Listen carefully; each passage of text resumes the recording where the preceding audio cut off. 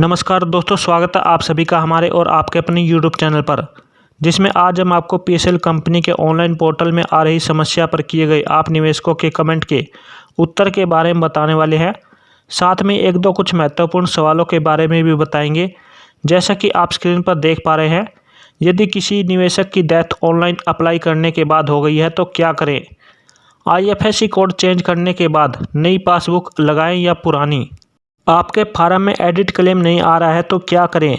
जैसे कुछ सवालों के जवाब भी इस वीडियो में बताने वाले हैं। और साथ में हमारे फेसबुक ग्रुप के पीएसएल हेल्पलाइन में भी काफ़ी कमेंट हमें देखने को मिले हैं, उन कमेंट को भी इस वीडियो में बताने वाले हैं। तो आप इस वीडियो को शुरू से लास्ट तक ज़रूर देखिए, जिन्होंने अपने कमेंट हमें किए हैं। साथ में और निवेशक भी इस वीडियो को ज़रूर देखिए, ताकि आगे जाकर आपको कमेंट करने की जरूरत न पड़े। तो चलिए दोस्तों, समय ज़्यादा न लेते हुए आपके कमेंट को पढ़कर बताने वाले हैं। जिसमें पहला कमेंट हमें आया है रामेश्वर गुप्ता जी का, जिन्होंने लिखा है, बहुत बहुत धन्यवाद सर, आप समय पर हम लोगों को सूचना देते हैं, आपका हृदय से आभार। तो धन्यवाद सर, आप हमारी वीडियो को देखते हैं और हमारा हौसला बढ़ाने के लिए कमेंट भी कर रहे हैं, और हमें आपके कमेंट से ही एक और नई वीडियो बनाने का हौसला मिलता है, जिससे एक एक गरीब निवेशकों का पैसा मिल सके। क्योंकि सेबी कमेटी की तरफ से आपकी सहायता के लिए कोई हेल्पलाइन नंबर नहीं है, जिससे आप अपनी जानकारी प्राप्त करके अपना रिफंड प्राप्त कर सके। इसलिए हम हमारी वीडियो के माध्यम से आप सभी निवेशकों को जानकारी देते हैं।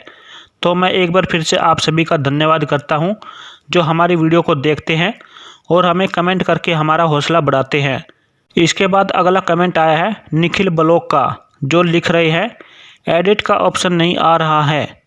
तो निखिल सर, पहले हमें आप ये बताओ कि आपकी अमाउंट कितनी है, क्योंकि अभी 15,000 से कम निवेशकों को ही एडिट का ऑप्शन आया हुआ है। और यदि आपकी अमाउंट अधिक है, फिर भी आपको स्टेटस में गलती शो हो रही है और आपको एडिट क्लेम का ऑप्शन भी नहीं आ रहा, तो सेबी कमेटी के द्वारा आपके फार्म को चेक किया गया है, जिसमें उनको गलती मिली है। तो उन सभी निवेशकों को जल्द ही अगली अपडेट में एडिट क्लेम का ऑप्शन भी दे दिया जाएगा। अभी के लिए फ़िलहाल आप कुछ दिन और वेट करें। और कुछ निवेशक पूछ रहे थे कि सर, क्या हम अपना पुराना मोबाइल नंबर बदल सकते हैं या चेंज कर सकते हैं? तो उनका बताना चाहूँगा, यदि आप अपना स्टेटस चेक करोगे तो उसमें नंबर चेंज करने के लिए भी ऑप्शन दिया हुआ है, और आप अपने पैन कार्ड की सहायता से अपना मोबाइल नंबर भी बदल सकते हैं। इसके बाद अगला कमेंट आया है मनोज वर्मा का, जो लिख रहे हैं, मेरे से गलती से प्लॉट अलॉटमेंट में यस हो गया है। तो मिस्टर मनोज वर्मा जी, यह गलती आपके साथ ही नहीं बल्कि 60% निवेशकों के साथ हो रही है, और जिसको ठीक करने के लिए अभी कोई अपडेट ही नहीं आ रही है। तो ऐसे में आप सभी निवेशकों को और लंबा इंतज़ार करना पड़ सकता है। और हम इसके बारे में आपको कई बार बता चुके हैं कि इस गलती को सभी निवेशकों का रिफंड देने के बाद ही स्टार्ट किया जाएगा। क्योंकि अभी और भी निवेशक हैं जिनके स्टेटस में ये देखने को मिल रहा है कि उनको कंपनी की तरफ से भूमि अलॉट कर दी गई है, जबकि उन्होंने ऑनलाइन आवेदन करते समय लैंड अलॉटमेंट के ऑप्शन को नो किया था। तो अभी इस लैंड अलॉटमेंट के ऑप्शन को ठीक करने में अभी और भी समय लग सकता है। इसके बाद अगला कमेंट है एमडी सिराज का, जो कि लिख रहे हैं, मेरी परेशानी यह है कि पीएसएल सर्टिफिकेट में शहनाज खातून है और पैन कार्ड, आधार कार्ड और बैंक अकाउंट में रेहाना खातून है।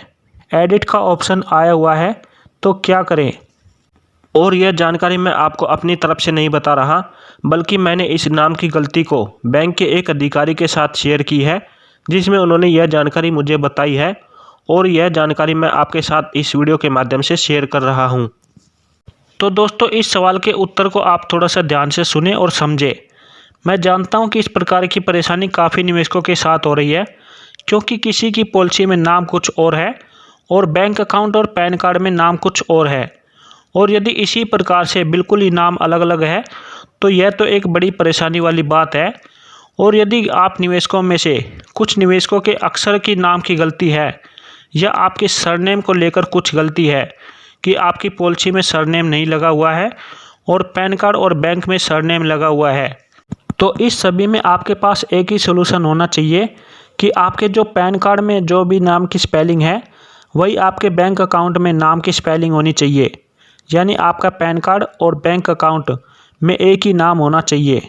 और यदि आपके इन दोनों डॉक्यूमेंट में सेम नाम है, तो आप अपने इस पीएसएल के फार्म के जो डॉक्यूमेंट लगाए थे उन्हें आप व्यू करके एक बार चेक कर ले और वो ठीक लगे हुए हैं तो इस फार्म को ऐसे का ऐसे ही फाइनल कर दे। यदि आपको नाम की गलती की वजह से फार्म का एडिट का ऑप्शन मिला हुआ है, यानी मेरा कहने का मतलब है कि आपके पैन कार्ड में और बैंक अकाउंट में एक ही नाम होना चाहिए, तो सेबी को आपको पैसा यदि आप दोबारा फाइनल कर दोगे तो आपको देना ही होगा। और यदि आपको नाम के कारण पहले भी एडिट करने का ऑप्शन आया हुआ था और आपने उस समय दोबारा फाइनल भी कर दिया, परंतु अब फिर से उसी पॉलिसी में उसी नाम को लेकर एडिट करने का ऑप्शन आया हुआ है, तो आपके पास दूसरा ऑप्शन है कि आप एक नोटरी वाले के पास जाइए, वहाँ से एक 50 या 100 रुपये का स्टैम्प पेपर लीजिए और उसमें मैटर लिखिए कि आरएम लोधा कमेटी, मेरा जो नाम XYZ है वही मेरा नाम मेरे पैन कार्ड में है और वही नाम मेरे बैंक अकाउंट में है, परंतु मेरी पॉलिसी में जो नाम है उसमें कुछ मिस्टेक है या बिल्कुल ही अलग है। जो भी आपका नाम है वो आपको बताना होगा।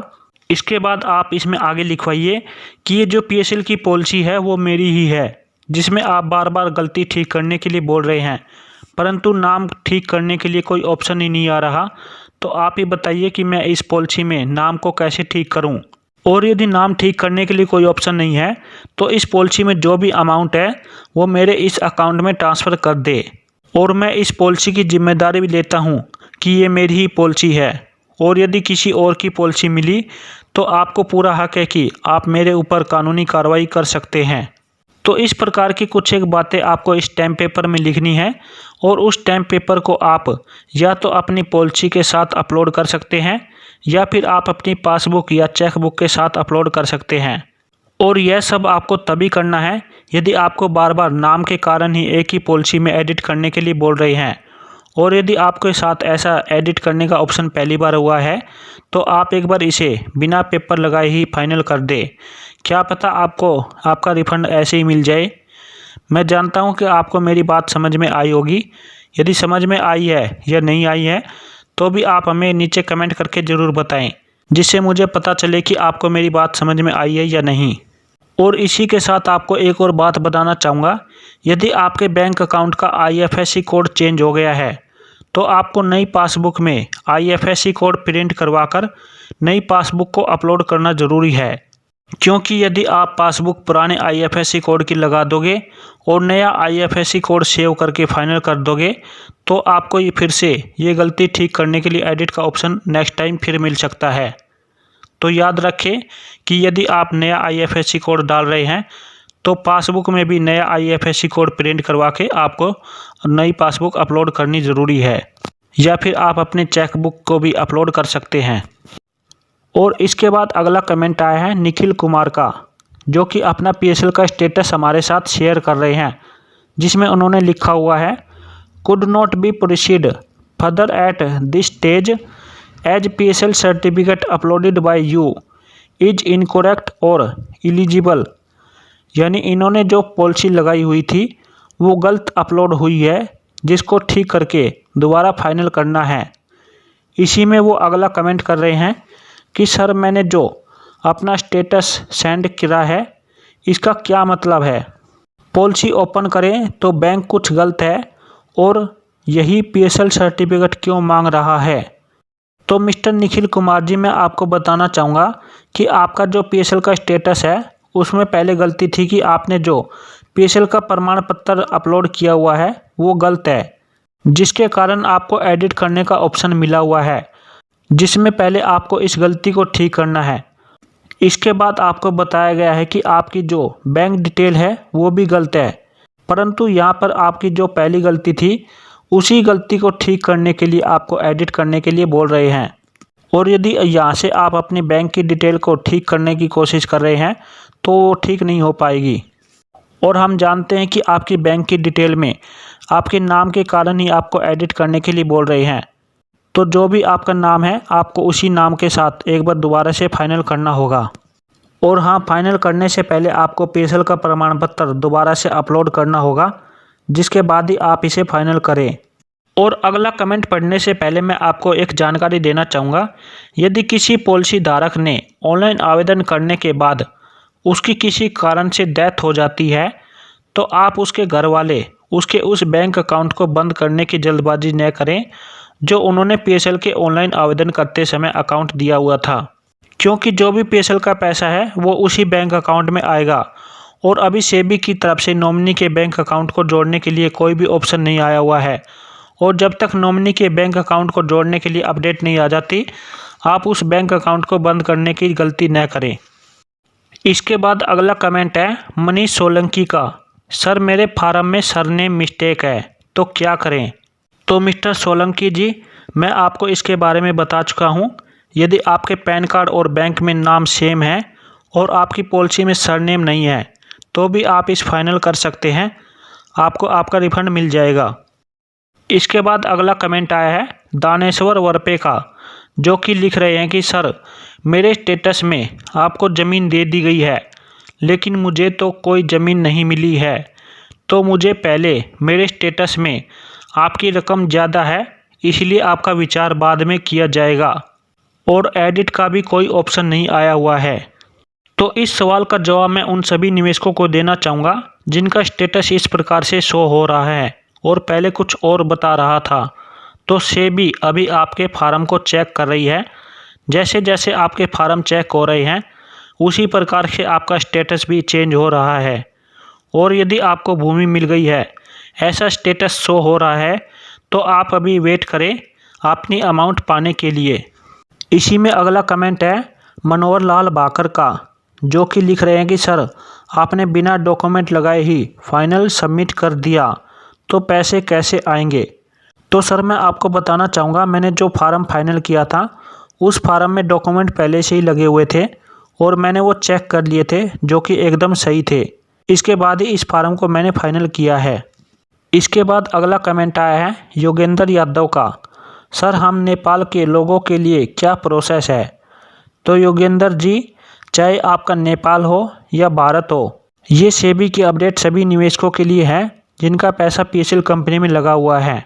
तो आप भी अपना स्टेटस चेक करें कि उसमें कोई गलती है या नहीं है, और यदि गलती है तो उसे रिफंड पाने के लिए उसे दोबारा से फाइनल करें। अगला कमेंट आया है निखिल कुमार का ही। सर हमारा बॉन्ड सही अपलोड है और बैंक बुक प्रथम बैंक की है, तो बुक चेंज होना चाहिए। बैंक पासबुक का चेक ऑप्शन डिलीट नहीं हो रहा है। तो निखिल कुमार जी, यदि आपको स्टेटस पहले लिखा हुआ था कि आपकी पॉलिसी गलत है या साफ दिखाई नहीं दे रही, तो आप इस समय आप अपनी पॉलिसी को ही ठीक कर सकते हैं। यदि आपकी बैंक डिटेल डिलीट नहीं हो रही, तो आप इसे चेंज नहीं कर सकते। कहने का मतलब है कि एक ही स्टेटस में दो गलती बता रहे हैं, तो आप एक ही गलती को ठीक कर सकते हैं। इसके बाद अगला कमेंट आया है अब्दुल हाफिज का कि सर जी बैंक में कुछ और है और बॉन्ड में कुछ और है, कैसे चेंज करें?